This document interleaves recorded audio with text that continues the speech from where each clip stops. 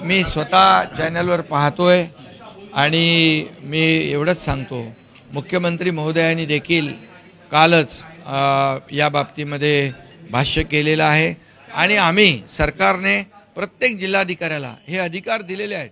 जिथं जिथं कुठं पाणी टंचाई आहे, जिथं पाणी लोकांना मिळत नाही, त्या ठिकाणी जे सोर्स उपलब्ध आहेत त्याचा वापर करून लोकांना पिण्याचं पाणी देणं, मग तो टँकरचा वापर असेल, पिण्याच्या पाण्याचा टँकर शुद्ध पाणी देण्याच्या सूचना आणि देण्याचे अधिकार कलेक्टर महोदयांना दिलेले आहेत।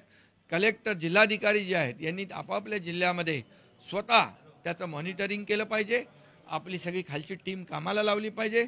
या राज्यामध्ये कुणीही पिण्याच्या पाण्यापासून वंचित राहता कामा नये, कारण शेवटी शासनाची भूमिका आहे, शासनाने त्यासाठी मोठ्या प्रमाणावर पैशाची तरतूद केलेली आहे। त्यामुळे बिलकुल कुठल्याही जिल्ह्यामध्ये अशा प्रकारची पाण्याची वणवण आणि पाण्याची टंचाई आणि लोकांची गैरसोय होत असेल तर जबाबदारी कलेक्टरची आहे, शिवोची आहे। यांनी तात्काळ याच्यावर लक्ष घातलं पाहिजे।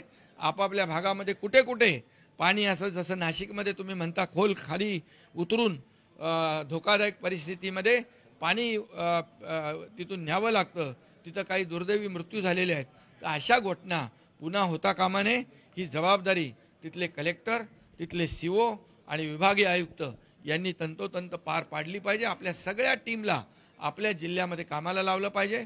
कुठे पाण्याची टंचाई आहे, कुठं पाणी नाही आहे हे पाहून त्या ठिकाणी लोकांना पिण्याच्या पाण्याचं शुद्ध पाणी दिलं पाहिजे।